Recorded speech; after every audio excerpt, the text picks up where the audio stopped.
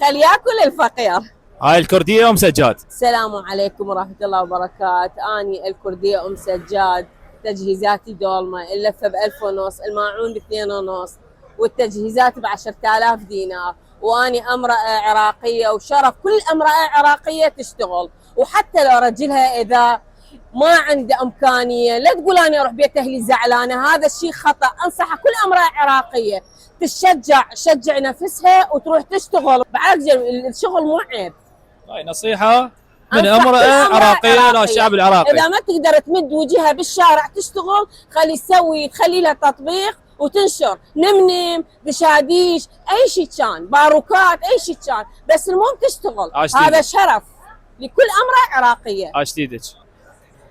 هسه بيش هاي اللفه راح اسويها؟ هاي اللفة والله ب1500. هاي ب1500. شنو رايك ماعنة بالدولمه مال الكرديه ام سجاد؟ لا تريد اسوي والله صراحة شيكا صراحة تدلل يعني عادي تطلع بالتصوير. شنو؟ شاي من تاكلت مو بالحليب. يعني تفضل يا فقير، يعني لفة رخيصة. وحياكم الله.